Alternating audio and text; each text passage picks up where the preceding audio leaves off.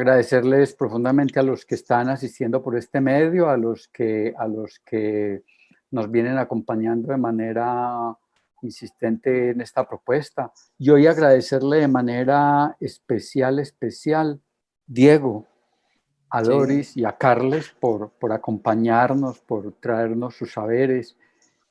Hay mucha expectativa de lo que ustedes pueden decir. Tenemos unos 25 minutos, Diego, para que nos cuentes entonces esta propuesta que tú traes en torno a la formación en la diversidad, en esto de pensarnos en y más allá de las pandemias. Muchas gracias, Diego, y te escuchamos con mucho afecto. bueno, un saludo muy especial para todos. ¿Se ve en mi pantalla, Miguel? Ujú. Su pantalla se ve Bueno, muy bien. no, gracias. Gracias por la invitación. Creo que esta es una oportunidad importante para Horizontes Humanos, para la Universidad de Manizales, para el Doctorado de Formación y Diversidad y para el mundo académico que está empezando a reaccionar y a intentar comprender todo esto que nos está pasando.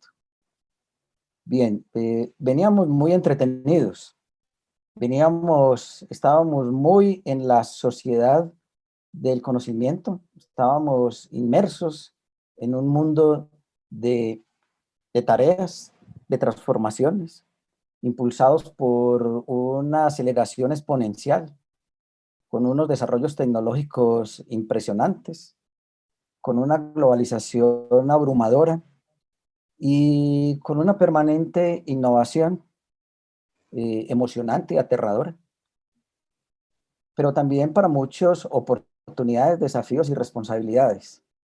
Eh, Primaba la incertidumbre, como lo dice Moravec. Eh, Moravec, pues, en este llamado de atención tan importante que nos hace, eh, que quien ha pensado el aprendizaje y quien ha pensado el mundo del trabajo y el mundo innovador en esta sociedad del conocimiento, como la llamó él, las nómadas del conocimiento, nos traía muy entretenidos, estamos muy ocupados. Bien, y en ese orden de ideas, el ocuparnos había generado disrupciones grandes, importantes. Eh, Estamos todo el tiempo atendiendo y procurando entender la tecnología, las innovaciones, a lo que tanto se ha insistido que es la disrupción tecnológica. Esta disrupción se ha ido convirtiendo no solo en un fenómeno tecnológico como tal, es un fenómeno humano, es un fenómeno social, es un fenómeno que nos abruma, que nos afecta, que nos sorprende. Y, y en esa sorpresa, en ese mundo inquietante, aterrador para muchos, y oportuno para la globalización, pero también para la economía neoliberal y también para la sociedad del mercado, eh, pues nos ha generado y nos ha llevado a que mm, tuviéramos unos escenarios formativos agrestes, paramétricos, difíciles, excluyentes, que habíamos aprendido a vivir en medio de las dificultades, de las exclusiones, del academicismo y de los rigores, rigores científicos, rigores académicos, evaluaciones, exclusiones. Bueno, ahí veníamos muy entretenidos y como que habíamos aprendido a vivir de esa manera. ¿Y de qué manera? Bueno, eh, de un momento a otro el mundo nos sorprende. Y nos sorprende porque andábamos en la idea de cambiar de personas, de cambiar de cosas, de cambiar de experiencias, de cambiar de ideas, de cambiar de lugares y fundamentalmente de consumir sin mesura, sin medida. Todo era consumible. Bien, nos quedó la mirada, nos quedó este mundo para mirarnos, nos quedó la mirada, nos quedaron los ojos y veníamos reclamando recuperar la mirada. Ya habíamos recuperado, estábamos intentando recuperar la voz, la palabra. Intentábamos devolverle la palabra al estudiante, devolverle la palabra a las comunidades, devolverle la palabra a los excluidos, devolverle la palabra a los empobrecidos. Nos sorprende entonces este momento histórico y nos queda la mirada. Vamos a ocultar los rostros y nos va a quedar solo la mirada. Bien, por eso me parece a mí tan interesante los planteamientos de Byung-Chul Han o Byung-Chul Han, cuando nos insiste en que la tecnología digital, yo la pongo entre paréntesis comunicación digital, y la comunicación la pongo entre comillas, nos puso a pasarnos de labradores del conocimiento a cazadores de la información. Andamos en una loca cacería de información y de datos. Ese panóptico que nos está vigilando, que nos mira, que nos intenta vigilar, nos proporciona y nos muestra que existe una masa de información. Insisto en que somos consumidores. Insisto que somos homo ludens, éramos homo faber, éramos homo trascendis, homo sapiens, y quedamos como homo ludens, donde disfrutamos del trabajo y el trabajo lo convertimos en un juego. Bien, y eso es lo que nos tiene pensando. Y si hay una cosa que nos ha afectado y nos ha sorprendido en este tiempo, es precisamente que estamos confinados. Bueno, esta es una maravillosa oportunidad para encontrarnos, para estar cerca de la gente, de estar cerca de los cercanos, para estar cerca de la familia o para estar solos. Bien, pues nos tocó pensarnos y repensarnos y de qué manera. Insiste entonces el autor que pasamos a ser labradores del conocimiento a cazadores de la información. Somos nómadas sedentarios de la información y de los datos. Estamos trabajando más de la cuenta. Esa masa de información no existe, una masa de verdades. Es una masa que tiene un exceso de información que yo diría que no es de información, sino de desinformación. Insisto entonces en que hay un homo ludens que hace su trabajo, que el trabajo es un juego, que disfruta con el trabajo, que permanece trabajando. Y entonces el trabajo nos convirtió también en consumidores. Y aparece la imagen digital, que es nuestro todo. Bien, estamos aprendiendo entonces y tendremos que aprender a vivir de otra manera. Bien, la imagen digital es nuestro todo. Una imagen que carece de temporalidad, que se autorreferencia. Imagen en tiempo, la imagen en el tiempo se presenta perfecta. Es el mundo de las perfectibilidades y de las perfecciones. Bien, somos homo ludens que ya somos distónicos, que ya no hay ocio, que no hay trabajo, que no hay patologías, perdón, que nacen las patologías de la labor y del trabajo, porque el trabajo es de diversión. Entonces, ahora sí que el trabajo nos está enfermando y nos va a enfermar, porque ya estamos asumiendo que esto es para siempre y que esto, si no es para siempre, va para largo y que seguiremos trabajando en tecnologías digitales, intentando atraparnos, convencernos de que hay otra posibilidad, que queremos derrotar la incertidumbre, que esto que nos pareció tan caótico, tan asombroso, pues estamos aprendiendo a vivir con ello y por lo tanto estamos intentando lograr tranquilidades, tranquilidades importantes para poder estar bien con los que están cerca y para podernos seguir mirando. Insisto entonces en lo planteado por Byung-Chul Han. ¿Qué terminó de todo esto? Terminamos en que siempre yo. Terminamos en las redes. Terminamos en que nos dimos cuenta que las distancias se están anulando, que aparentemente estamos más cerca, que aparentemente nos estamos comunicando. Se descentralizó la comunicación. Hoy, como lo llama el autor, el efecto Skype, porque no podemos mirarnos a los ojos. Intentamos recuperar la mirada, como que nos quedó la mirada, como que nos quedó la mirada a lo que llama el efecto Skype, pero la mirada no es una mirada sincera, parece ser que es la mirada que vemos allá atrás, profunda, pero que no tiene centro, que está descentrada, que parece que no fuera la mirada para nosotros. Y la mirada se fija en el propio yo, como lo vamos a conversar un poco más adelante. Somos individuos activos, somos individuos informados y desinformados. Todo el tiempo nos inundan con información y todo el mundo parece ser que lo que está sucediendo afuera es un mundo de incertidumbre. Bien, veremos un nuevo amanecer, esperamos que veamos un nuevo amanecer, pero entonces creo yo que debemos asumir un nuevo reto y es recuperar el ser humano histórico que parece ser que en medio de este presente se está desvaneciendo. Parece ser que no existe el pasado, parece ser que no existe el futuro. El futuro es un futuro incierto.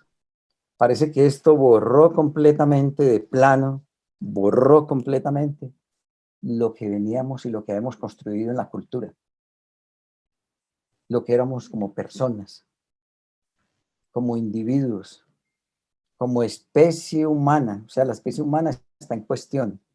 El Homo trascendis, que buscaba la trascendencia, está en cuestión.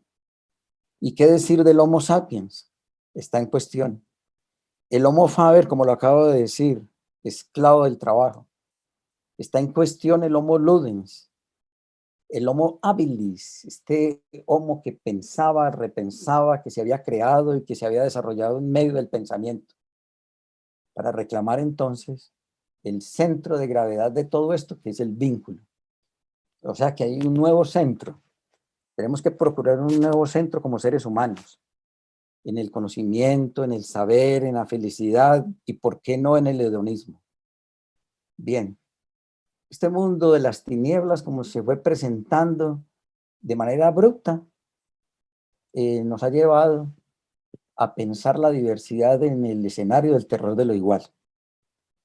Si bien es cierto, la formación está puesta en tensión, veníamos hacía rato insistiendo en que teníamos grandes problemas con la formación, que teníamos muchas dificultades con el modelo educativo paramétrico, que la instrucción, que el diseño instruccional, que las tecnologías educativas de los años 50 y 60 que habían llegado para quedarse, nos habían eh, embargado y embriagado completamente y que nos habían dificultado y anulado en perspectivas de pensamiento y de futuro. Nos habíamos acostumbrado a vivir allí y aparece de nuevo esto, el terror de lo igual, afectando no solo la formación, sino también la diversidad. Los tiempos en los que existía el otro se han ido. Ahora soy yo, el otro como misterio, el otro como seducción, el otro como eros, el otro como deseo, el otro como infierno se ha ido, el otro como dolor van desapareciendo. Hoy la negatividad del otro va desapareciendo. Hoy la negatividad del otro deja paso a la positividad de lo igual. La proliferación de lo igual es lo que constituye las alteraciones patológicas que estamos viviendo, las que nos está quejando el cuerpo social. Lo que enferma no es la retirada ni la prohibición, sino el exceso de comunicación, de información y de consumo. No es la represión ni la negación, sino la permisividad y la afirmación. El signo patológico de los tiempos actuales no es la represión, es la depresión. La presión destructiva no viene del otro, viene de adentro, viene del interior. Pues miremos entonces qué es lo que nos va a pasar y qué es lo que vamos a pensar y qué es lo que vamos a hacer con lo que nos está sucediendo en este momento. Sigue en tensión la formación y sigue en tensión y seguirá en tensión la diversidad. Pues para decir que ya nos extrañamos, ya nos hacemos falta, ya nos extrañamos en nuestros abrazos, ya extrañamos nuestros alientos, ya extrañamos nuestros humores, ya extrañamos nuestros pudores, ya extrañamos nuestras presencias. Siempre te he extrañado, te extrañaré por siempre. Allí nos encontraremos, allí donde cultivaremos nuestras presencias y nuestras ausencias. Gracias por permitirnos nuestras miradas en la distancia. Muchas gracias. Los participantes pueden ir haciendo preguntas que después las hacemos al final, un foro donde estén los tres conversando. Y nos acompaña ahora entonces Doris Daniela. Doris Daniela es una profesora en Orlando, en Estados Unidos. Y Doris Daniela nos va a conversar un rato sobre lo que ella ha denominado el autismo social. Doris, estamos entonces en tu escucha y muchas gracias por acompañarnos en estas conversaciones. Gracias a ti, Miguel. Estoy tratando de organizar Primero que todo, un saludo muy afectuoso a todos los presentes en este ciclo de conferencias y un agradecimiento infinito a ti, Miguel, por la invitación a ser parte de este grupo selecto de profesionales y de saberes. La ruta que tengo planteada para mi conversatorio del día de hoy tiene que ver con la contextualización de lo que es el autismo, la pandemia como detonante de un autismo social y autismo sociedad. Quiero empezar mi conversatorio haciendo alusión a esta frase que le escuché al doctor Villada hace poco. No vivimos en tiempos distintos, sino que palpitamos a ritmos distintos. Esto es lo que hace la diferencia. Traigo a la mesa esta frase y pongo especial énfasis en que fue dicha en un contexto diferente y hoy en clave de pandemia. Creo que adquiere su máxima significancia, sobre todo si lo situamos esa diferencia de la que él habla en clave de autismo. Vivimos en un mundo que se conmociona fácilmente por los acontecimientos que le están pasando a la humanidad.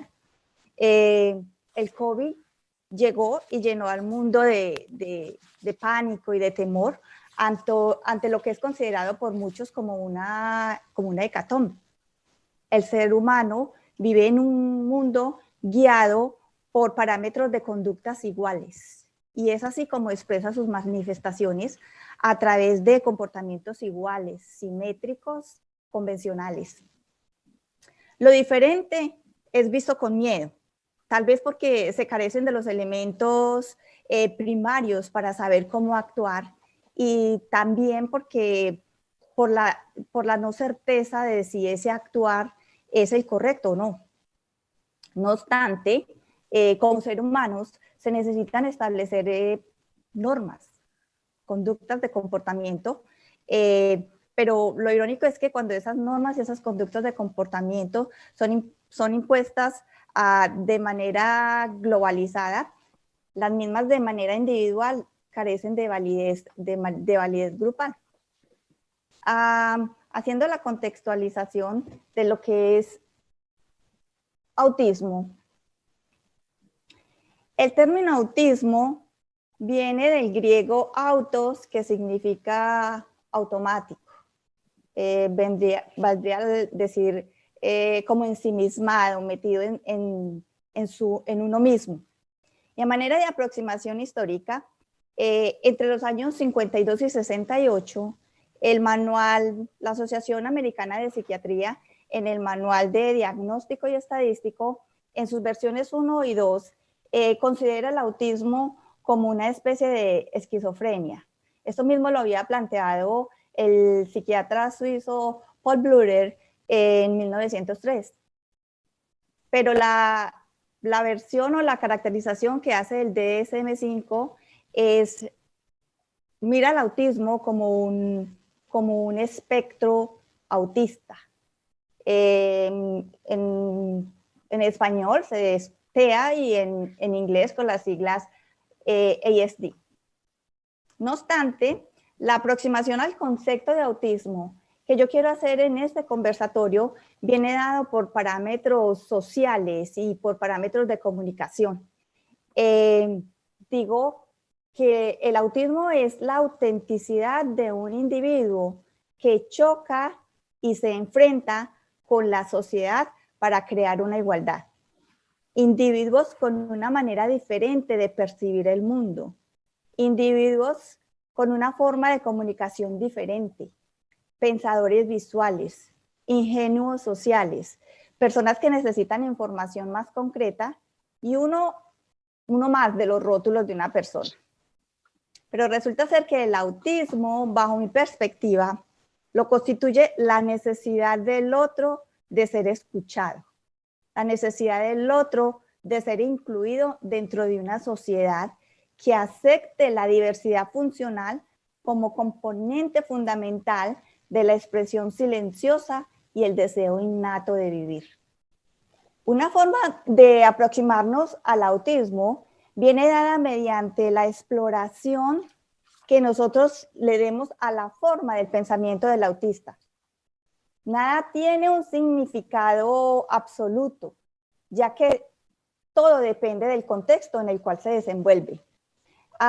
El doctor Peter Vermeulen presenta el autismo como una persona con una ceguera contextual, lo cual le reduciría notablemente la habilidad de usar un contexto incondicionalmente y espontáneamente para generar predicciones acerca del mundo y poder saber si esas predicciones son erróneas o ciertas. Quiero anotar la definición que hace el diccionario Cambridge, que define predecir como la acción de decir que un evento o acción ocurrirá en el futuro, especialmente como resultado del conocimiento o la experiencia. La limitación de las personas con autismo para predecir acontecimientos de la vida diaria se exterioriza mediante sentimientos de miedo, aislamiento o cambios de comportamiento que muchas veces suelen llegar a ser agresivos. Esta falta de predictibilidad que tienen las personas con autismo frente a los aspectos de la cotidianidad influencian o afectan considerablemente la capacidad de atención y concentración, muchos de los cuales podemos encontrar dentro de las personas con autismo presentan dificultades para hacer una correlación entre lo pensado y realmente lo que se quiere exteriorizar. Este aspecto es un elemento muy importante a tener en cuenta en el proceso de inclusión de la persona con autismo en el medio escolar. Las pandemias nos ponen a andar en los zapatos del otro. Nos meten en el cuerpo del autista. Nos meten en el cuerpo del autista porque nos ponen a experimentar las sensaciones con las que ellos están en el día a día. Sensaciones de miedo, sensaciones de aislamiento, cambios en nuestras conductas. La sociedad tiene miedo.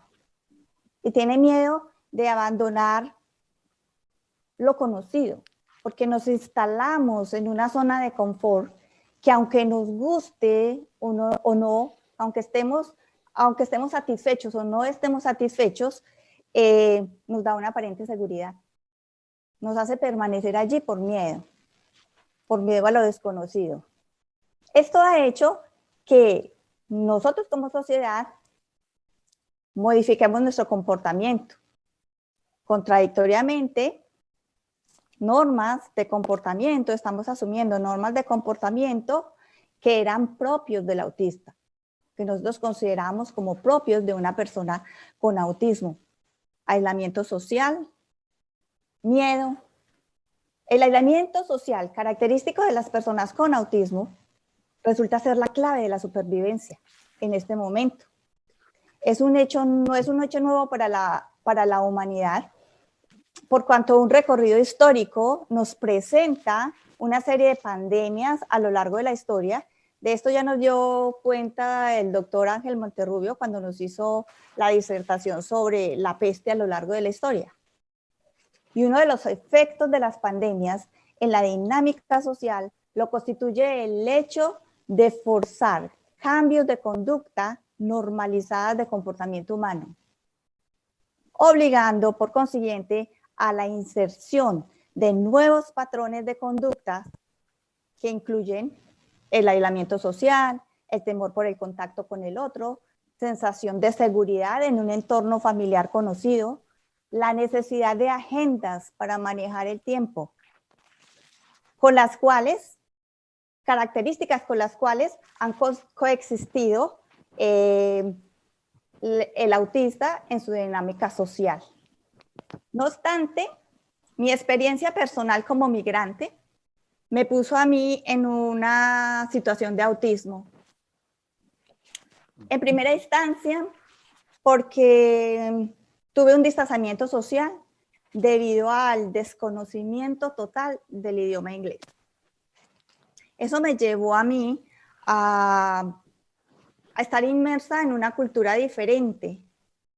La inmersión en esta cultura diferente me hizo comportar como una ingenua social, con falta de predictibilidad, qué iba a pasar conmigo en esta situación, en esta cultura que para mí era nueva. Y eso forzó a que me aislara. Solo fue hasta que tuve la adquisición del lenguaje como medio de comunicación que me permitió el acercamiento y la inmersión a la cultura. La historia también nos cuenta de Jerry, un chico que fue evaluado por Leo Kanner cuando tenía 4 años como un autista severo. Al cabo de tiempo, cuando Jerry tenía 31 años, fue evaluado por otro psiquiatra diferente y encontró una persona que él caracterizaba como un ingenuo social por la falta y el desconocimiento de las normas sociales. Jerry, que tenía la posibilidad de hablar, afirmaba en su entrevista que el comportamiento de distanciamiento social se debía a lo que él concebía como una imprevisibilidad de las personas. Él no tenía empatía con los demás ni podía percibir a sus conductas y esto le generaba mucha ansiedad. Describe los recuerdos de su niñez con sentimientos de mucha confusión. Dice, le parece haber vivido en una sociedad amenazante. Todo le resultaba impredecible y le resultaba extraño. Es así como el acercamiento directo que he tenido a través de las vivencias compartidas de personas que han tenido la suerte y la fortuna de poder comunicarlas, me permite llevar y tomar en consideración elementos importantes para el entendimiento del mundo autista. Y esos elementos importantes los abarca el aspecto de la comunicación, la ausencia de un modelo pedagógico adecuado a las necesidades del autismo. Esto constituye la base fundamental de mi elaboración personal del concepto de lo que es el autismo. La comunicación de las personas con autismo está mediada por los mismos elementos de la comunicación subjetiva humana. En este sentido, la intersubjetividad le permite a los sujetos conectarse como una necesidad de percepción de actos propios y de otros. La interactividad como una acción para estar en contacto con el otro. en una realidad concreta. Y el diálogo que le permite estar en contacto con los otros a través de diálogos abiertos o restringidos. La comunicación en el espectro del autismo deberá ser entendida como la posibilidad de expresión auténtica a través del uso de sus propios mecanismos comunicativos. Los propios mecanismos comunicativos a los que hago referencia están dados a expresiones agresivas, movimientos estereotipados, sonidos que para nosotros pueden no tener sentido y no necesariamente como la capacidad para articular el lenguaje hablado. En la medida que la sociedad de neurotípicos, como los autistas nos llaman a nosotros, las personas con autismo nos llaman a nosotros, habrá espacios de participación y de escucha al autismo a través de un cambio de mirada que incluya aspectos emocionales y conductuales y que les proporcionen elementos necesarios para su libre expresión, como son el diseño de pedagogías incluyentes, la capacitación del personal docente, la adecuación de las instituciones educativas, cambios curriculares, apoyo estatal. Creo que nos estaríamos acercando fundamentalmente al interior de la esencia de lo que es vivir con autismo. El hecho de que una persona con autismo no hable no quiere decir que no tenga nada que decirnos. Lo escuché, cambio de mirada, lo escuché a Lupita Muñoz cuando nos hablaba de la percepción de la pérdida. Y ahorita escuchando al doctor Villada, escucho también que solamente nos queda la mirada.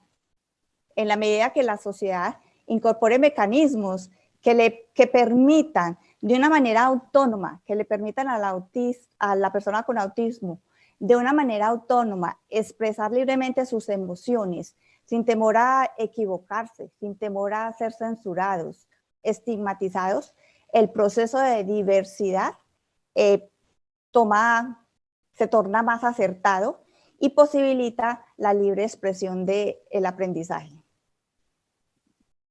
Albert Einstein decía, si juzgas a un pez por su habilidad para trepar un árbol, se pasará toda su vida sintiéndose estúpido.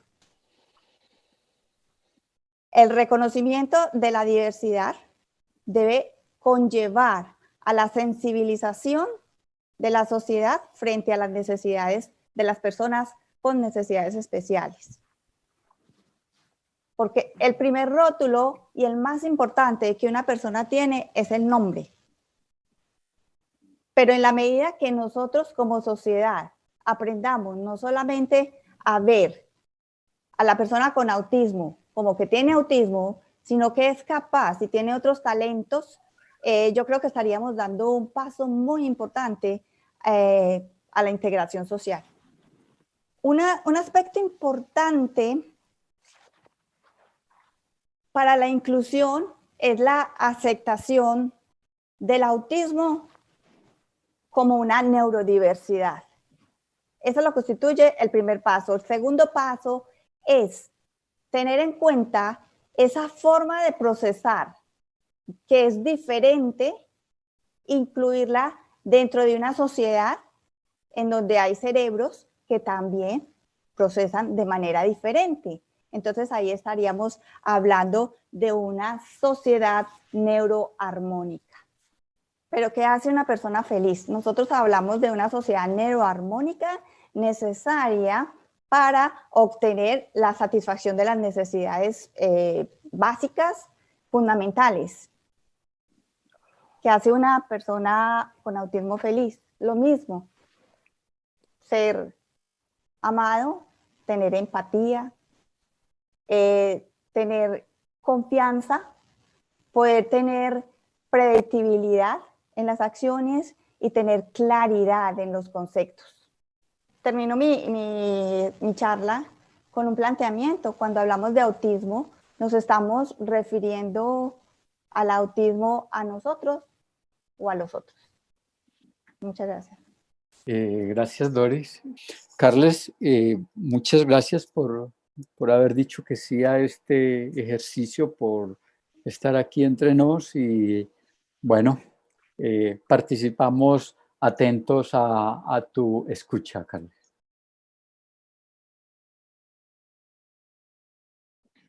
Un gusto, Miguel, gracias por la invitación y un gusto de compartir con Doris y con Diego la sesión y volver, aunque sea virtualmente, a Manizales, desde el otro lado del charco, donde son las 11 de la noche, aquí en Lleida, Cataluña, España, que hoy en primer día del llamado desconfinamiento, la fase 0, no el primer día en realidad, esta es la semana previa, se supone que el lunes próximo empezará, pero en realidad ya está empezando. Mi intervención se centrará, como has comentado, en, podríamos decir, uno de esos sujetos, otros o nosotros a los que Doris se refería con su noción de autismo social. En este caso no un autismo individual, sino un autismo colectivo, el de los adolescentes, el de los y las adolescentes que se comunican a través de un código al que a menudo los adultos no tenemos acceso. Y las reflexiones sobre cómo ellos han vivido esta fase a partir de mis reflexiones teóricas e históricas y también de una microetnografía que he hecho en mi casa con mi hija y una amiga suya que tienen 17 y 18 años y que están estudiando para la selectividad y que han pasado este tiempo conmigo. Y esta imagen que tenéis, he compartido pantalla, supongo que se ve, ¿no? Sí, se ve. Esta imagen la han hecho ellas con esta visión un poco, lo que se ve es una especie de cárcel.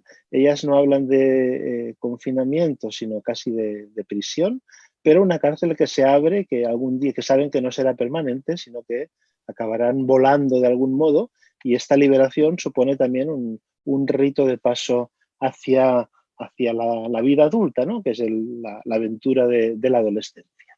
Esperen que La hoja de ruta tendrá 5 pasos. Primero, un prólogo, explicaré el origen de esta reflexión, que en realidad se convirtió en un libro, como después explicaré, y a partir de un tuit. En segundo lugar, jóvenes y confinamiento, cómo ha sido la evolución histórica de este concepto. En tercer lugar, esta microetnografía de 2 adolescentes confinadas. En cuarto lugar, si tengo tiempo, mi reflexión que va un poco más allá sobre la generación blockchain, que esto se vincula a la invasión tecnológica de la que nos hablaba Diego al principio. Y finalmente un epílogo a manera de abrir el debate qué pasará después del coronavirus con los adolescentes, con las adolescencias. Perdón. En el principio fue el origen de esta reflexión viene de un tuit de una colega, antropólogo español, Alberto Corsín, que el 9 de marzo, antes de los días antes de empezar el confinamiento oficialmente en España, escribió en Facebook, en Twitter, esta reflexión. La historia del siglo XXI empieza con el coronavirus, reducción de emisiones, defensa de bienes públicos, sanidad, ciencia, teletrabajo y semana laboral de 3 o 4 días, fin del fútbol, fin de las macroconferencias académicas, al menos las presenciales, fin de la hegemonía de los mercados financieros, fin de la turistificación. Bien, a partir de al cabo de unos días, el mismo Corsín escribió una cadena, un hilo de Twitter en el que invitaba a debatir sobre cómo podía afectar ya al inicio del estado de emergencia, que en España empezó el lunes 16 de marzo, cómo afectaba a los adolescentes. Se refería Corsín, la educación sentimental de nuestros jóvenes hoy configurará la sociedad de extraños que cuida de nosotros en un futuro. Hay implícito en todo el coronavirus un gran pacto o conflicto generacional o transgeneracional entre los jóvenes y la gente mayor, los ancianos, sus abuelos, que son quienes están muriendo y quienes se están viendo afectados en su salud, aunque a nivel social y a nivel económico sobre todo, estoy convencido que los jóvenes serán las víctimas mayores de la crisis que se acerca. Bien, no detallo lo que decía Corzine, que es cómo está cambiando la pubertad, cuáles son las consecuencias impredecibles de algunos actos, qué pasará con un confinamiento que entonces se preveía que duraría unas semanas, ahora llevamos 2 meses. Nuestros jóvenes están siendo bombardeados con imágenes higienistas, con una alta carga de disciplina moral sobre el control de los cuerpos, lavarse, mantener distancias, no tocar superficies extrañas, no salir a la calle. Los jóvenes de hoy, por último, serán los extraños que cuidarán de nosotros en un futuro, ¿no? Sus cuerpos, sus estructuras sentimentales y afectivas serán las que organicen nuestras ciudades. Bien, yo esa misma noche respondí en otro hilo de Twitter que pronto compartió y comentó bastantes personas, respondiendo a la propuesta de Corzine de conversar sobre los efectos del confinamiento. Abro hilo en base a mis estudios de antropología de la juventud, pero sobre todo de la convivencia desde el sábado con 2 adolescentes en casa.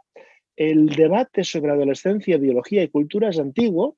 Lo inició el psicólogo americano Stanley Hall en 1904, describiendo esta fase de la vida como una fase de storm y estrés, tempestad y estímulo, que sería universal, aunque Margaret Mead, la antropóloga norteamericana, a partir de su estudio sobre la adolescencia samoana, mantuvo que tal crisis de identidad no era algo universal, sino que era un efecto de la civilización occidental, de las presiones, de la neurosis creada por la industrialización. La adolescencia es, pues, una fase de apertura al exterior, al espacio público, al peer group, a la expansión corporal, por lo que varias semanas enclaustrados les puede resultar difícil de soportar. Por otra parte, en cambio, los adolescentes actuales, pertenecientes a lo que yo denomino la generación arroba, es la mejor preparada para una vida digital sin el dualismo online y offline, cuerpo-mente, que a veces vivimos los adultos. Yo digo que tienen 2 mascarillas protectoras que no tenemos nosotros, que son, por una parte, la cibercultura o su mayor proximidad a la cibercultura, y por otra parte, la cultura de la habitación, esta capacidad de refugiarse en su pequeño espacio íntimo que durante ese tiempo han vivido en él casi por obligación. Bien, sigo con la reflexión. Otra cosa es que durante varias semanas tengan que vivir pegados a papás y mamás. Vivir confinados les puede provocar tensiones, pero también ofrece la ocasión de aprender otras formas de comunicarlos entre generaciones sucesivas. Redescubrir el comer juntos, las comidas compartidas que casi estaban desapareciendo en Europa, el jugar, incluso jugar a cartas o simplemente hablar. La adolescencia es una etapa de explosión, hormonas, neuronas, creatividad, pero también de implosión, autocontrol, reflexividad, melancolía. El coronavirus podría ser visto, y esto lo escribía yo el primer día del confinamiento, como una ocasión para que tal proceso se acompase, para que el ritmo de la vida actual y la presión de la selectividad, que es el examen que pasan al final de la secundaria los estudiantes en España, dificulta. También es una ocasión para que los adultos escuchemos a los jóvenes sin prejuicios y juntos renovemos nuestra autoeducación sentimental y nuestra educación to go. Bien, a partir de este tweet y a propuesta de mi editor, surgió un instant book. Las editoriales, como sabéis, están padeciendo mucho esta situación de no poder producir ni vender libros en papel, pero los ebooks que estaban un poco aletargados han vivido una expansión durante este tiempo, y con estas 2 adolescentes aboqué mis reflexiones sobre el concepto y la historia de la adolescencia, incluyendo un diario de 2 adolescentes confinadas, que os voy brevemente a compartir un minuto del vídeo con fotografías que ellas hicieron. Tiene toda la razón Diego cuando dice que nos queda la mirada, su mirada se tradujo en estas fotografías que ahora vais a ver.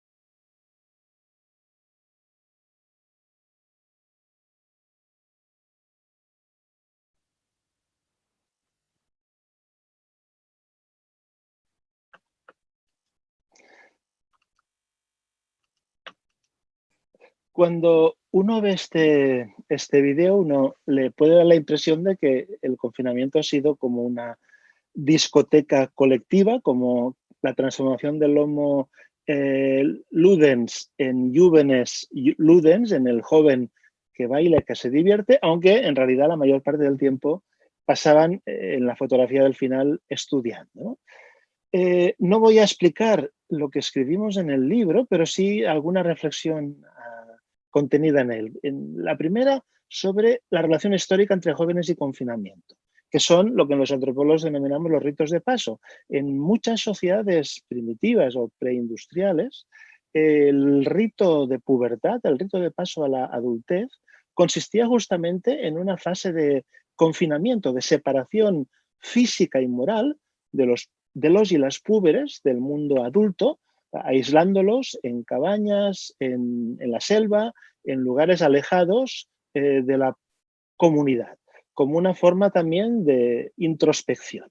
Y bueno, estas 5 fases que Van Gennep distinguió en los ritos de paso, el rito de separación, el estado marginal en aislamiento y el rito de incorporación con finalmente una nueva condición normal de hombre, mujer o de cualquier identidad sexual, profesional o adulta. En las sociedades preindustriales hay muchos ejemplos de estos ritos de paso. El más conocido quizás es el Elima, entre los pigmeos del Congo, en el que son las muchachas quienes después de la pubertad son aisladas en una cabaña fuera del poblado donde descubren los secretos de la vida adulta, tanto los de tipo sexual como religiosos, míticos, etc. Y al final de esta fase regresan ya como mujeres capaces de crear una familia.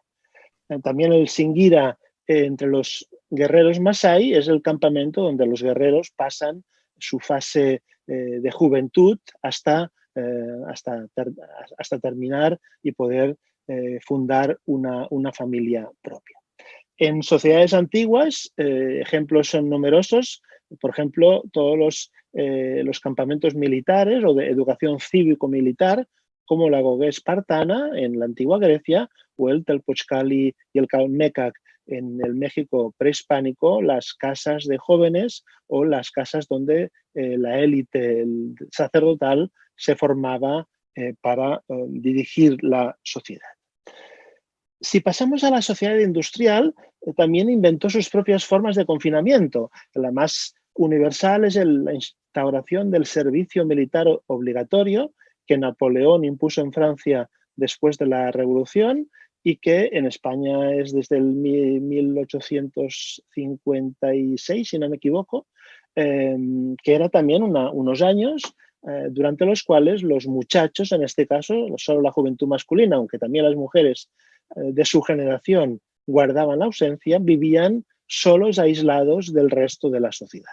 Pero también ejemplos de confinamiento educativo son los internados de las élites, tanto los internados para los muchachos de las élites británicos o los internados suizos para las mujeres. Y la juventud obrera, las juventudes urbanas, la alternativa es el reformatorio a la invención de la delincuencia juvenil, por ejemplo, la represión de las pandillas, de los street corner gangs, que no seguían un proceso educativo formal y que los que se desviaban de la norma eran internados en estas instituciones represivas. ¿Qué pasa con la sociedad postindustrial? En teoría ya no tiene sentido el confinamiento, el servicio militar obligatorio en la mayoría de los países se ha abolido, se ha sustituido por un ejército profesional, los internados educativos también, aunque se limitan a veces solo a enfermedades mentales y a los centros de desintoxicación, y también las cárceles de menores han pasado a mejor vida. Sin embargo, podemos plantearnos si los ritos de paso están siendo sustituidos por ritos de impasse, puesto que no implican la transición hacia un nuevo estatus. La función del rito de pasos de este confinamiento era triple: la incorporación, la aceptación del propio cuerpo e identidad sexual, la introspección, la aceptación del propio espíritu e identidad personal, y la extroversión, la unión con el peer group, con la clase de edad, con la sociedad. Los cambios podemos decir que son la transición del moralismo al higienismo, este discurso biomédico dominante donde la humanidad y la ciencia social queda muy secundaria y el coronavirus no ha hecho más que ampliar esta tendencia. La evolución del sacrificio al consumo, el confinamiento, el rito de paso, se centra sobre todo en qué productos podemos consumir y no en la capacidad de sacrificarse.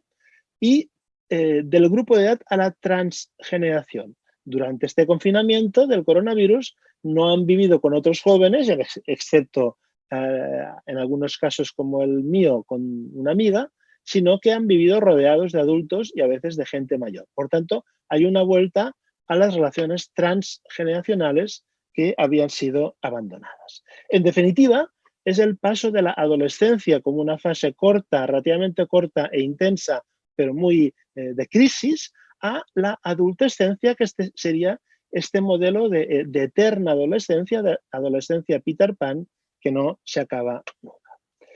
Voy a la segunda parte, esta microetnografía, en base a 4 espacios, que son los mismos que yo había analizado hace 10 años en mi libro anterior, en este caso sin confinamiento, los adolescentes en su habitación, en el espacio escolar, en espacios de ocio y en el ciberespacio.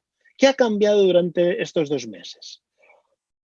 De entrada, la habitación era ya fundamental en la cultura juvenil, al menos de los países occidentales. Esta reivindicación de un espacio propio, que es la evolución de la habitación romántica decimonónica, la habitación teenager de los años 60, donde la música, el rock and roll y la moda creaban tendencia, y la habitación digital, producida de algún modo o liderada por Japón, con el modelo del hikikomori, del joven, del adolescente que se encierra, se refugia en su espacio íntimo, rodeado de tecnología a través de las multipantallas que le conectan con el mundo.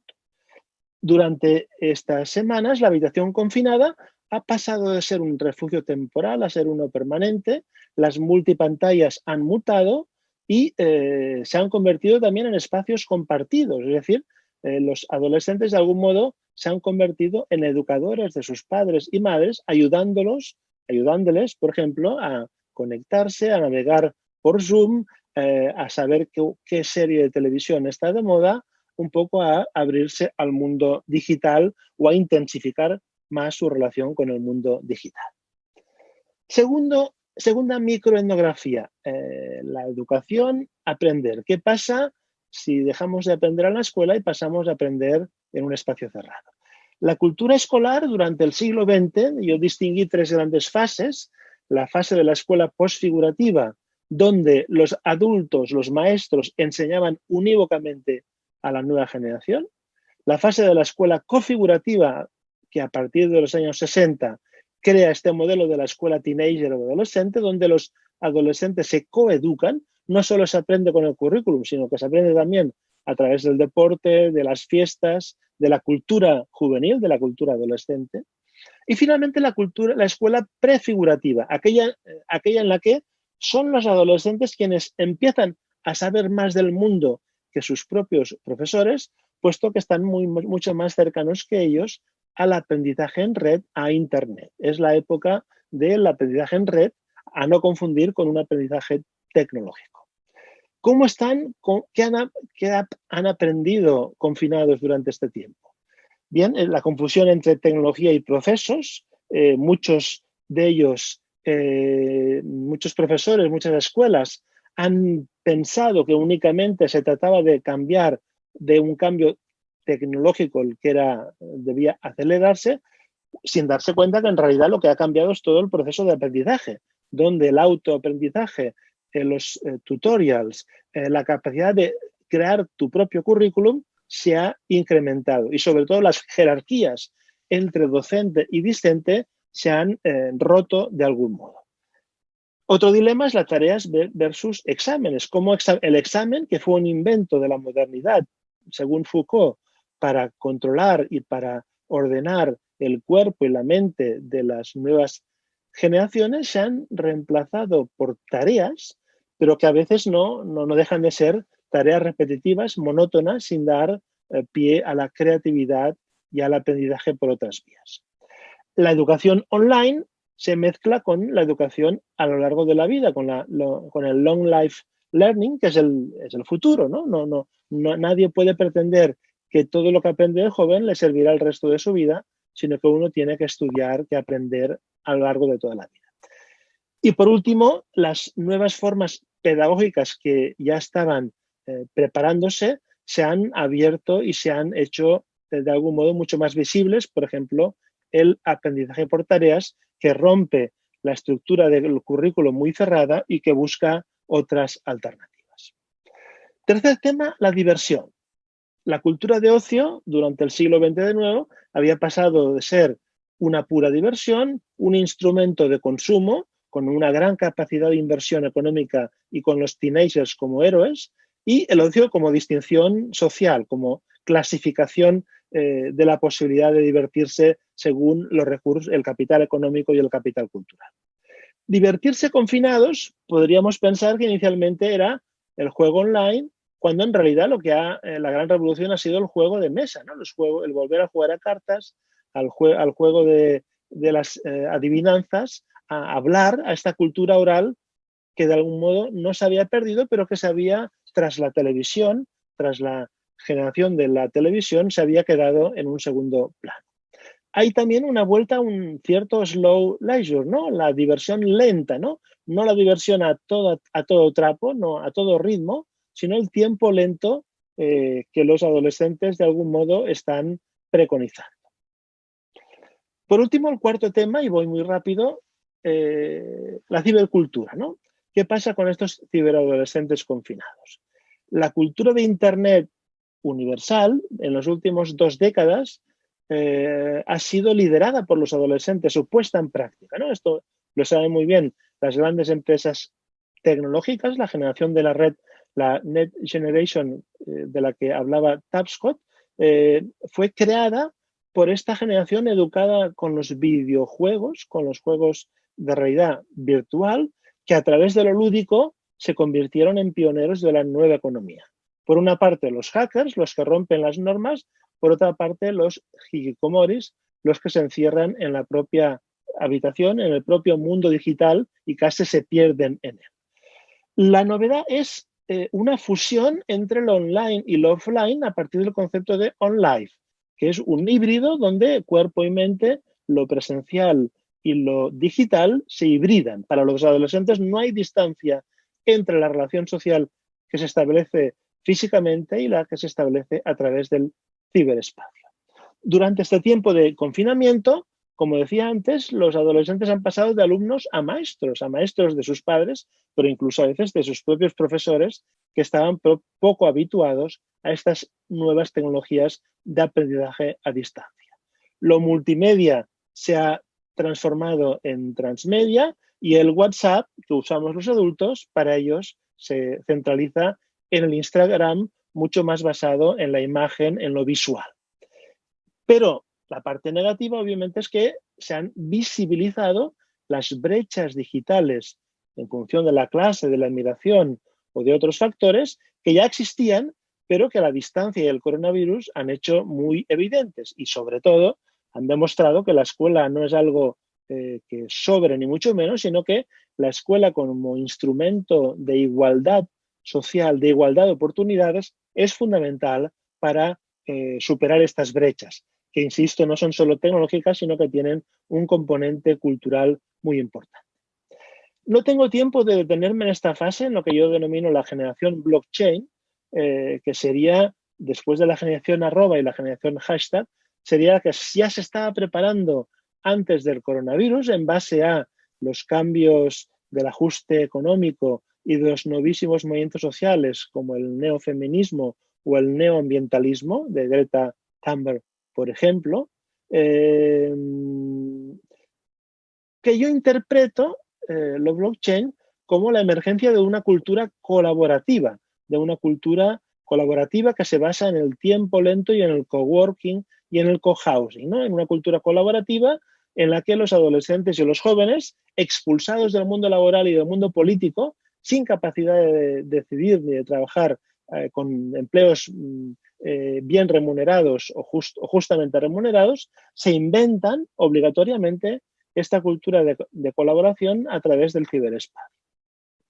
Bien, no me detengo en ello. Para acabar, una reflexión hacia el futuro. Después del coronavirus, ¿qué pasará con la juventud? En primer lugar, yo hablo de la juventud en la era viral, en el doble sentido de, obviamente, exposición a la enfermedad, al virus, que será algo que se va a quedar, pero también lo viral es la rapidez en la transmisión de la información, este exceso de información y este reclamo de cómo filtrar este bombardeo de informaciones que a los adolescentes les llegan. Segundo tema, la segunda crisis de la juventud, sobre todo en Europa y en España en particular, pero en Portugal y en Italia también, que se vivió con gran intensidad la crisis financiera del 2008 y la juventud fue la pagana de la crisis en forma de mini-jobs y de expulsión del mercado laboral. ¿Qué pasará en los próximos años? Puede volver a vivir una segunda crisis mucho más dramática, donde los jóvenes pierdan las coberturas sociales, donde el acceso a la universidad se haga más difícil y donde el trabajo estable sea casi una quimera. Factores de contagio, la desprotección social, el sistema de bienestar social que tenemos en Europa se ha dirigido sobre todo a la gente mayor, en parte porque son las víctimas de la enfermedad, pero también sobre todo, no podemos negarlo, porque son quienes votan y quienes deciden el destino de los gobiernos. Los jóvenes votan menos y por la pirámide poblacional tienen poco impacto en las decisiones políticas. Las mascarillas protectoras, como decía, son la cultura de la habitación y la cibercultura.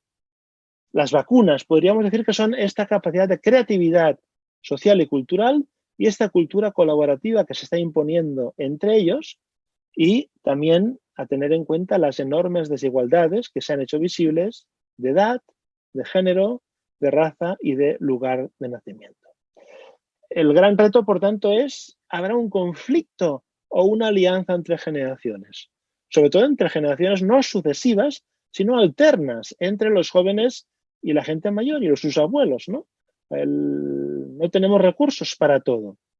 Es necesario un nuevo pacto intergeneracional, porque en parte la educación y el futuro de los jóvenes depende del sacrificio de los adultos y de los ancianos, pero también la salud, las pensiones de la gente mayor depende de que los jóvenes puedan trabajar, puedan aportar y puedan renovar económica y socialmente nuestra sociedad.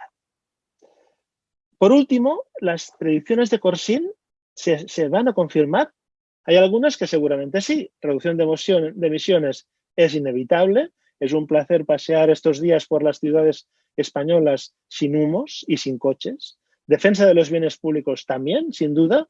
Sanidad y ciencia como grandes bases de nuestro futuro como sociedad.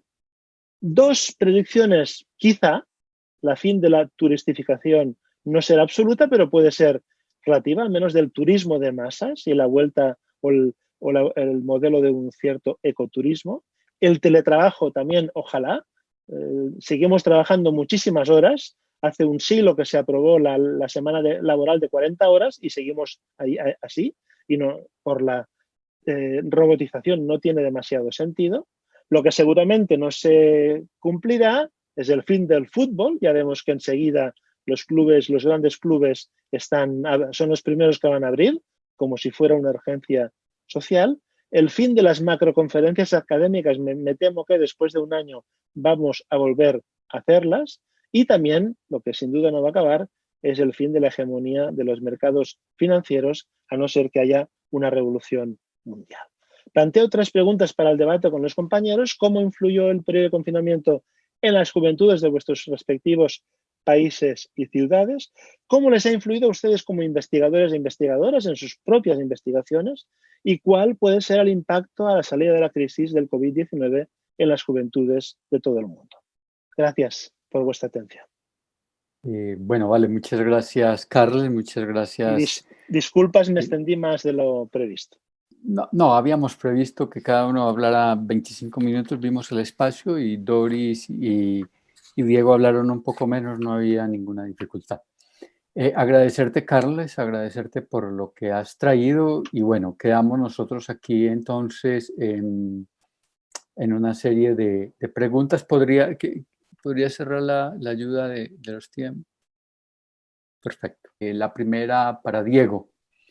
Diego, nos pregunta Diva López, y es una pregunta dirigida a ti de manera particular. En tiempos de exigencia virtual, ¿cómo podemos recuperar la mirada, la escucha, la empatía y la vivencia de lo colectivo? Ok. Bueno, un saludo para Diva y para los participantes. Muchas gracias por la pregunta. Yo creo que a estas alturas recuperar lo perdido cuesta tiempo, no va a ser tan sencillo. Yo creo que en esta virtualización, o por lo menos en esta educación remota como la que estamos viviendo y a la que estamos sometidos, la interacción social amplia y abierta es imposible. Yo creo que vamos a tener un momento de transición, o un periodo de transición mejor, que nos va a permitir a nosotros retomar las amistades, retomar las interacciones, las subjetividades, los abrazos.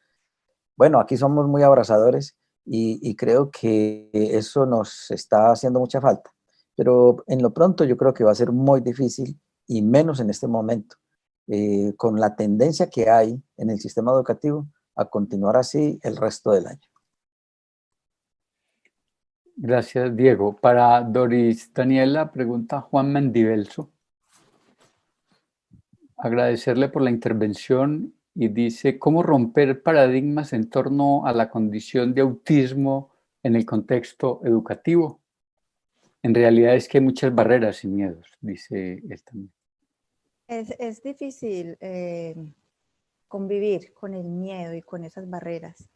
Romper las barreras sería conviviendo con el autismo, aceptando la forma diversa de reaccionar o de actuar del autismo, comprender que así como yo actúo de forma diferente, la persona con autismo también actúa de manera diferente.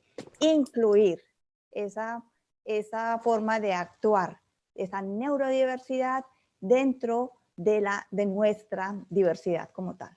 Pregunta Carles, pregunta Joao Almeida, que si te ocurre aprender alguna receta online para volver a tener comidas compartidas. Saludos a Joao, que lo tenemos por acá a Barcelona.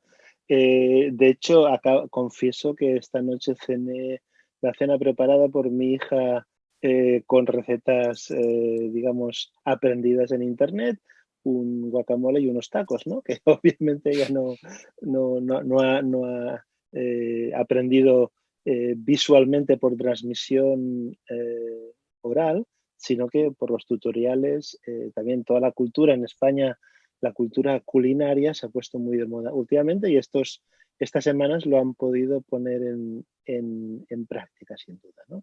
Es también una excusa de diálogo intergeneracional, como decía antes. Históricamente la cultura alimentaria se transmitía de abuelas a hijas. Ajá. Y de hijas a nietas, porque era un secreto femenino, hasta que los grandes chefs lo masculinizaron, ¿no? Hoy ya está rompiéndose la barrera de género, pero no se había roto la barrera generacional, puesto que hubo una brecha generacional entre las madres de los años 60 y 70 y los jóvenes actuales, de no querer transmitir la cultura culinaria que habían aprendido de sus abuelas, ¿no?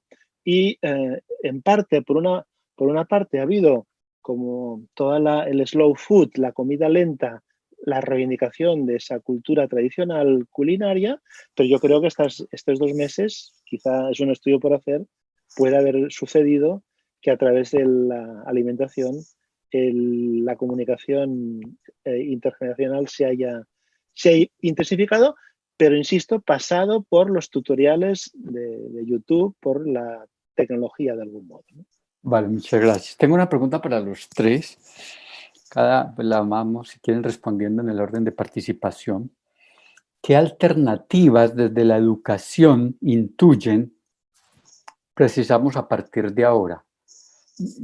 porque yo vengo teniendo dudas con las exposiciones de Byung-Chul Han, de Harari, de todos estos, de Zizek, que vienen hablando cosas y publicando libros, a veces me parece que sin suficiente información, pero sí con mucho dinero de por medio. Entonces me parece que ellos no han tenido suficiente tiempo para abordar el problema y ya vienen publicando unos bestsellers como los Nostradamus modernos.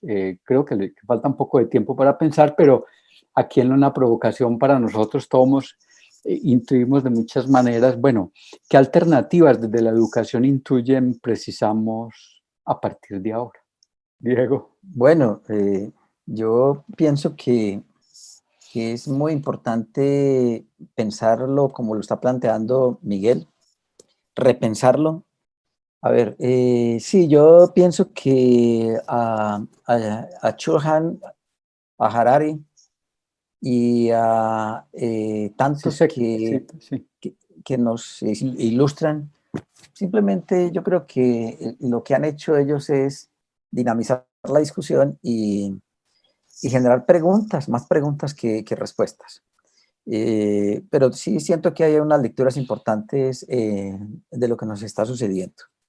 Muy bien, yo he sido un estudioso de la educación, de la pedagogía y la formación, y ante todo del modelo educativo, de los modelos educativos occidentales que se resumen prácticamente en uno solo. ¿Qué es lo que yo estoy observando cuando veo lo que han hecho, por ejemplo, las universidades y algunas instituciones educativas con este momento histórico? Es haber trasladado esto que se hacía en la educación presencial a la educación remota, no presencial, virtual y con apoyo tecnológico. ¿Y qué es lo que han trasladado? La tematización. Cogen los grandes volúmenes de temas, los trasladan a las plataformas y ponen a trabajar los estudiantes. Eso pues es lo que ha generado la reacción en muchos lugares del mundo para que los chicos y los jóvenes y los adultos jóvenes hayan abandonado y quieran abandonar la educación. Porque hemos hecho un traslape, hemos hecho un ejercicio sencillo, simplemente voluminoso, un acto irresponsable, completamente irresponsable, de desconocimiento, que los procesos de aprendizaje en estos escenarios suceden de otra manera.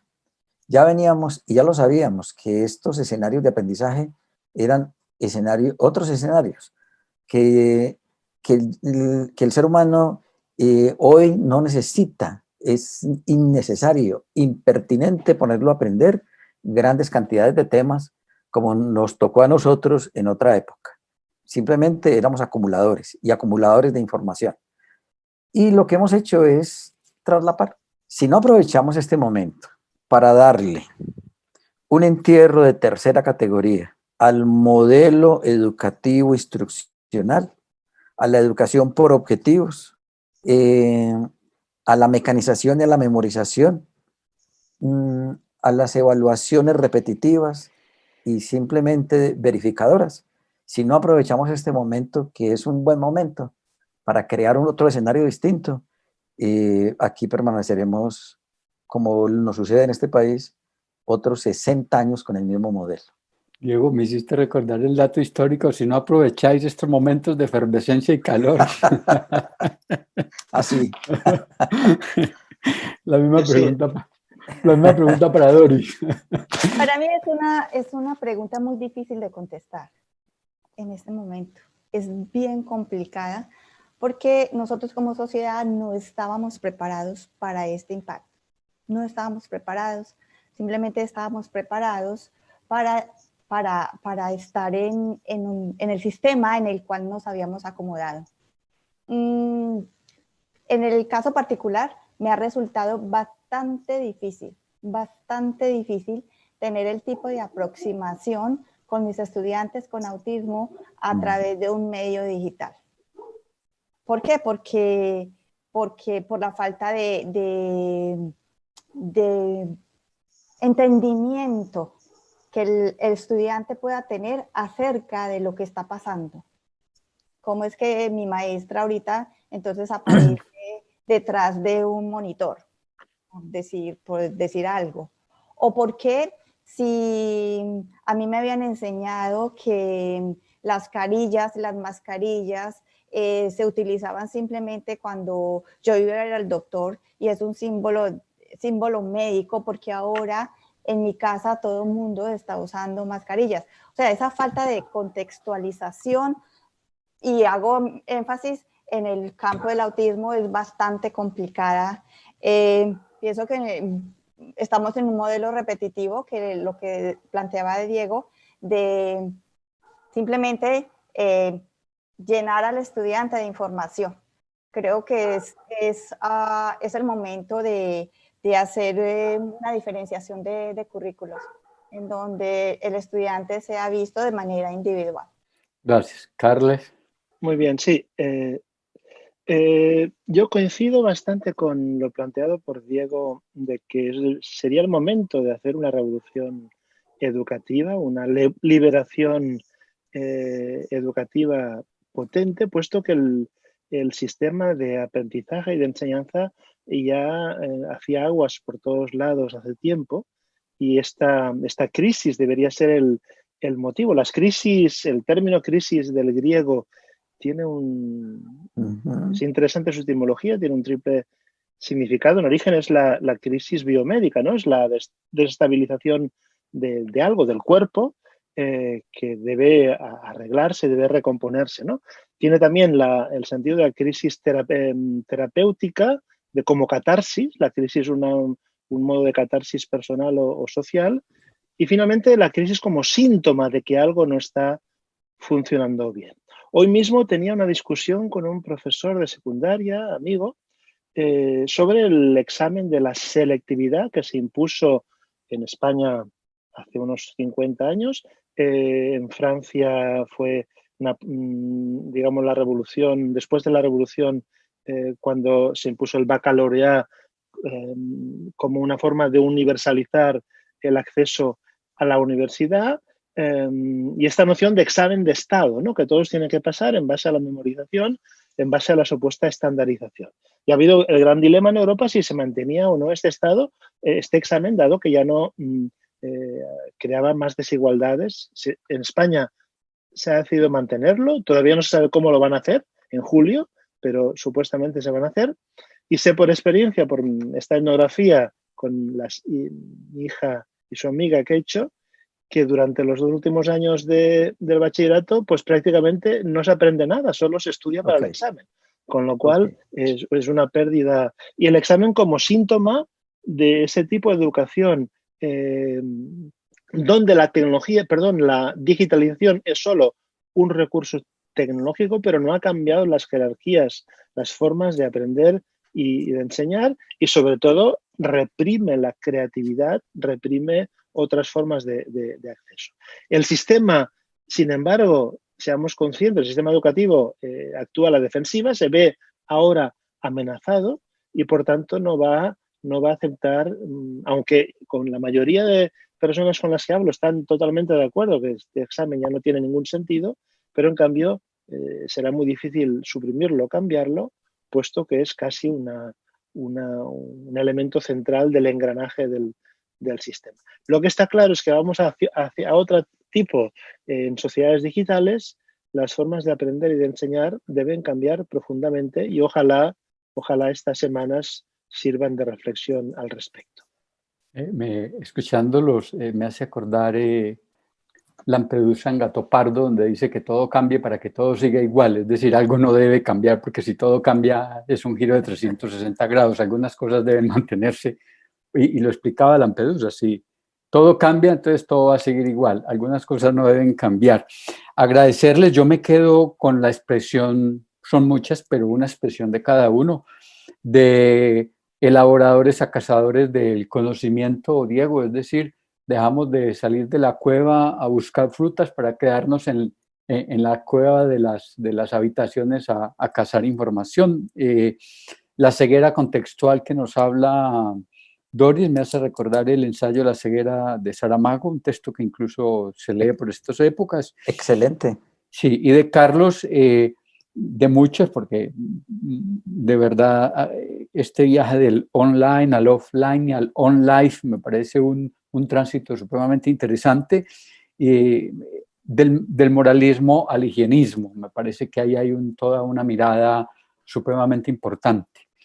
Ustedes, para cerrar cada uno, ¿qué cree que le faltó decir? Si se acuerda de lo que los otros compañeros dijeron, ¿qué le quedó a usted y qué cree que le faltó decir? Y pues nos despedimos. Sin antes anunciarle que el próximo miércoles, este miércoles, o sea, pasado mañana, nos acompañarán Jiminson Riascos de la Universidad de Manizales, Joao Almeida de Brasil, que está ahora en España, y Estela Quintar de México, Argentina, el IPECAL. Ellos nos acompañan el próximo miércoles. Entonces, quedamos pues abiertas y pues cada uno una despedida muy cariñosa, o como la quieran dar, para que no pasemos del moralismo al higienismo. Bueno, yo quiero despedirme pues en nuestro orden, como nos hemos venido presentando, con pues a mí me faltaron muchas cosas por decir, pero ya había dicho muchas cosas que seguramente no eran trascendentales. Y cuando uno dice tantas cosas que no son trascendentales, se acuerda que no dijo lo más importante. ¿Qué me queda a mí? Me queda, por ejemplo, un planteamiento de Doris muy interesante con respecto al tema del autismo, referido fundamentalmente a la comunicabilidad, la necesaria comunicabilidad que se debe constituir en torno a la vida de los autistas y a las relaciones con los autistas. Y eso es despatologizarlo y sacarlo del DSM-4, de sacarlo de todo el esquema patológico del mundo americano y el DSM-5, cuando se plantea el autismo como una patología. Bien, y también siento por allá que queda inmerso un elemento importante en el autismo que hay que recabar sobre él, y es las relaciones afectivas. El afecto y el despliegue afectivo que tenemos hacia el autismo y a los niños autistas y las personas autistas, también los adultos. Bueno, y yo tenía aquí una pregunta cuando escuchaba a Carles con su maravillosa intervención, muy ilustrativa. Pues aquí... Maravillosa las tres. Sí, claro, yo... No, pero tú, sí. No es Escúchame, porque me hace quedar mal con Doris. Y creo que la exposición de Doris es una exposición maravillosa. Yo ya se lo planteé aquí por el WhatsApp. Claro, había que decirlo públicamente. Y estamos en este momento, simultáneamente, se está conversando en otro foro desde el psicoanálisis, desde Argentina, este mismo tema que acaba de plantear Carles. Las reflexiones y las interpretaciones que hay en torno al psicoanálisis y los adolescentes. Bien, aquí en Colombia suele decirse, Carles, que no se debe decir adolescente. Y yo he dicho siempre que sí se debe decir adolescente, por muchas razones. ¿Qué me queda ahí? ¿Qué pregunta me quedó después de escucharlo? Me quedaron muchas, pero una en particular. Y es lo que neurológicamente le sucede a un adolescente. La adolescente está marcada por una verdadera crisis, así como lo terminó planteando Carles en la segunda intervención, cuando le preguntaba. Es el hecho de que el periodo es crítico, y es crítico, Carles y asistentes a esta conversación, porque cuando se inaugura la adolescencia, en 10, 11, 12 años, hay un acontecimiento neurológico trascendental que no le vuelve a suceder al ser humano en el resto de la vida, y es perder entre el 50 y el 60% de sus conexiones sinápticas que traía de la infancia, e inaugura la entrada a la adolescencia con una gran pérdida significativa de lo que tenía.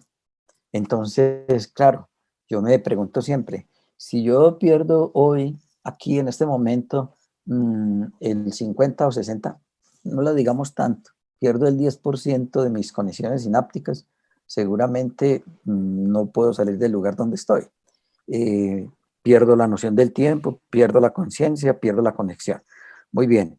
Eh, Cuando escuchaba a Carles hablar y hablar de la microetnografía y ver todo lo que estaba describiendo, pensaba en ello.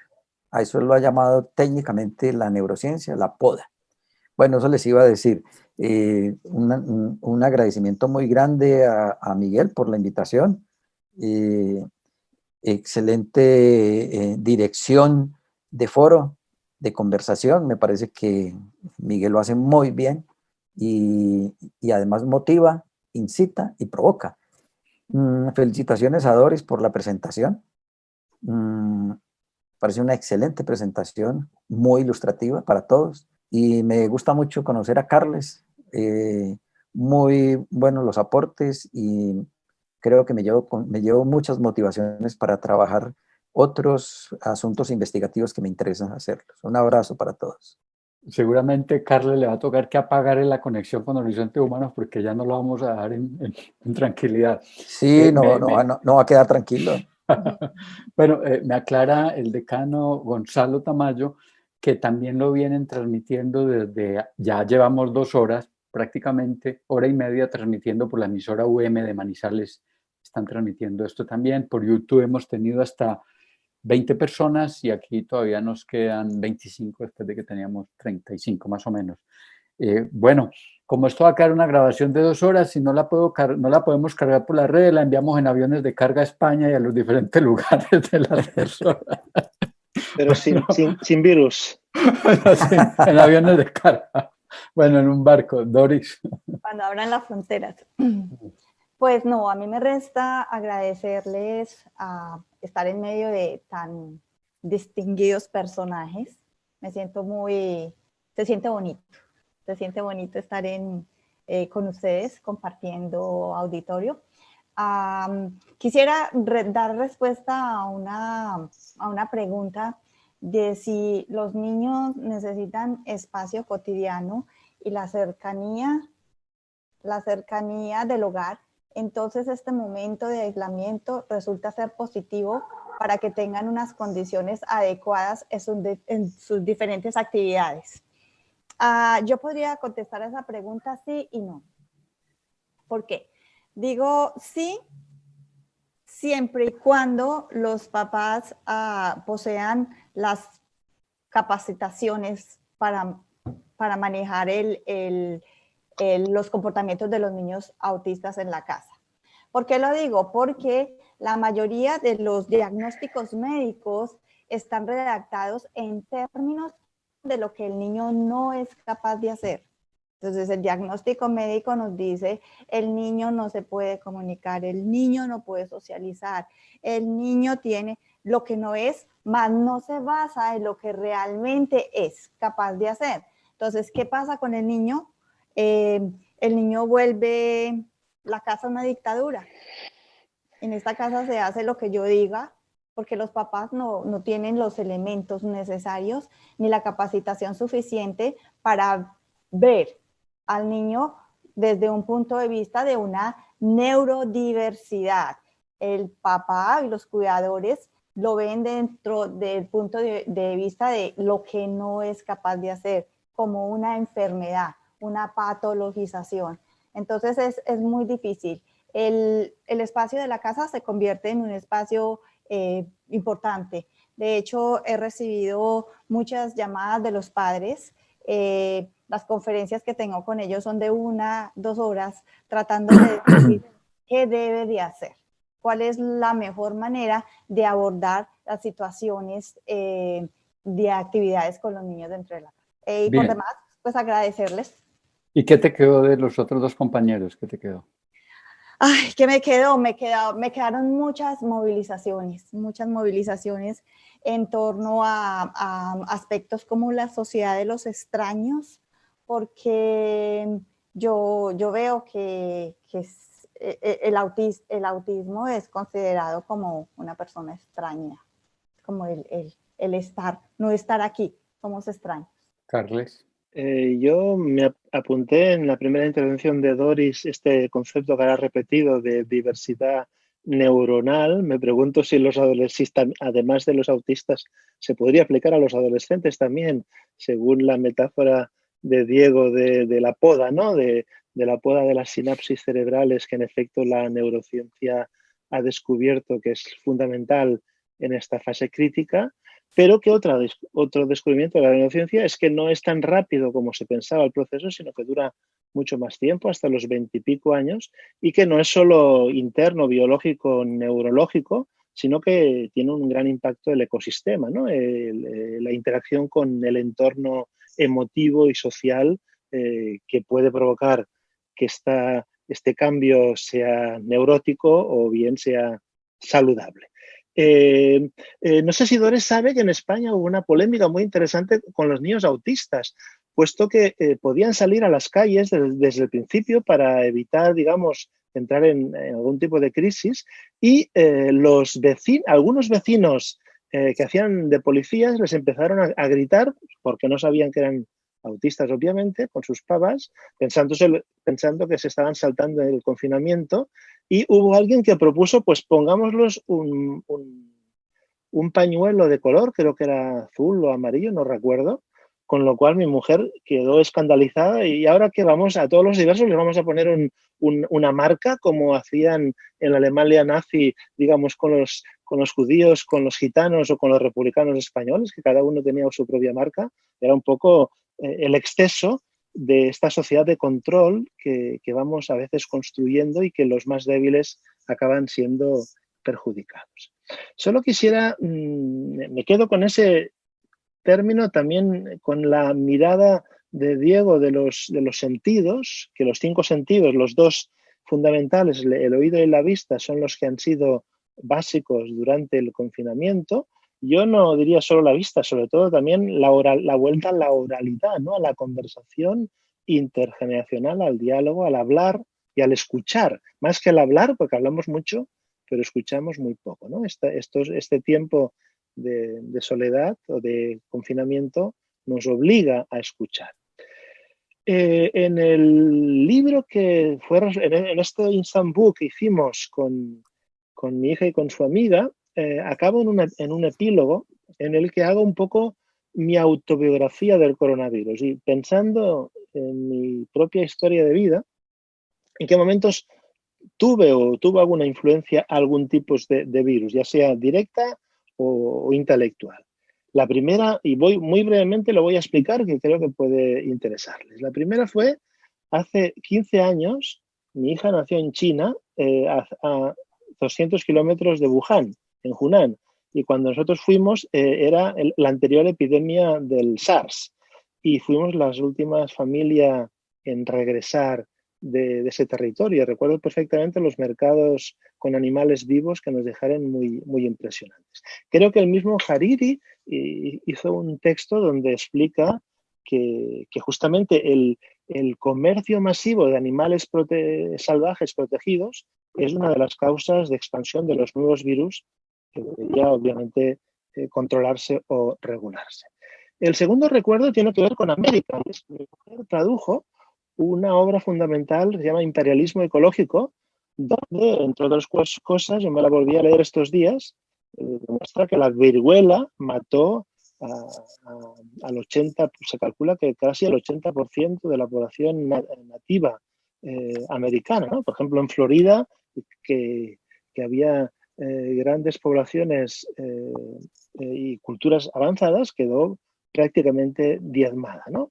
El virus como forma de colonialismo, aunque de algún modo, como este virus está afectando sobre todo a Occidente, a los países ricos, podríamos decir que es la venganza de los colonizados, ¿no? Y hoy mismo escuchaba un debate en la radio donde decían cómo es que Estados Unidos muere tanta gente y México, que está al lado, muera tan poca gente, ¿no? Es un problema estadístico, es un problema de la pirámide poblacional, porque los que mueren son los ancianos y la pirámide poblacional de México es invertida a la de Estados Unidos. ¿Qué pasa qué pasa con eso.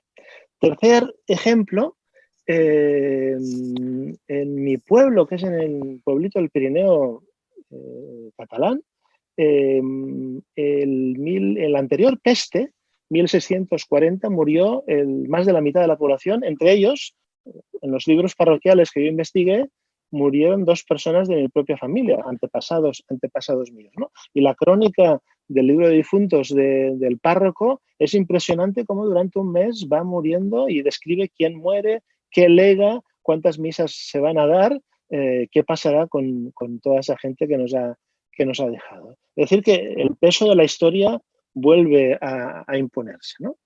Cuarto ejemplo, en este caso como profesor. Resulta que en una asignatura de máster que doy, la mitad de mis alumnas son chinas. Y una de ellas, a quien dirijo un trabajo final de máster, y yo le convencí en enero, cuando el virus estaba en China, pero no aquí, que lo hiciera sobre las fake news en torno al coronavirus y cómo, la discriminación de la población china en Barcelona en base a esa situación. Y así lo estaba haciendo. Y ella mismo lo vivió en persona, doblemente, puesto que en primer lugar, por ser estudiantes chinas en Barcelona, la gente les miraba mal por la calle, pero después alguna de ellas se contaminó, volvió a China para que la cuidaran y cuando regresó fue en China que la discriminaron por venir de Europa, puesto que en China ya no había supuestamente virus entonces y el virus venía de España y de Italia, que eran los países europeos más contaminados. Y la última anécdota biográfica, un poco para acabar en plan positivo, yo tengo un muy buen recuerdo de niño cuando estaba enfermo y me quedaba en casa una semana o 15 días con las enfermedades de entonces, que eran el sarampión, la viruela, todas las que pasamos, que ahora ya los niños ya casi no las pasan, porque con las vacunas esto no se pasa, ¿no? Pero esas semanas, 15 días de confinamiento, yo ahí descubrí la lectura, a través de los tebeos o a través de las novelas de Julio Verne, ¿no? También a la reflexión. Yo creo que un intelectual hispano-colombiano fundamental, Jesús Martín Barbero, en una entrevista que le hice, me dijo que él fue una enfermedad infantil que tuvo, no recuerdo cuál fue, la que le descubrió el placer de la lectura, ¿no? Ojalá estos meses de confinamiento descubran vocaciones literarias o artísticas en algún adolescente y se den cuenta de que se puede vivir sin el ritmo del frenesí actual al que todos estamos arrastrados. En fin, de nuevo, disculpas por haberme enrollado un poco demasiado a estas horas para mí, que ya son casi la 1 de la madrugada. Para ustedes es un poco más. Un placer con Doris y Diego haber compartido y espero que no sea la última vez. Muchas gracias a todos por participar, muchas gracias a los asistentes, agradecer profundamente a la presentación de Diego, la presentación de Doris, Carles, a cada uno de los que aquí han estado paciente por la emisora, por YouTube y por este espacio, y los invitamos a el próximo encuentro este miércoles con Jiminson, Estela Quintari y Joao. Un abrazo, feliz tarde, feliz amanecer para Joao. Gracias. Para Carles. Hasta el miércoles, escucharé a Joao el próximo miércoles. Chao. Seguro. Le tienes la pregunta. Sí. Chao.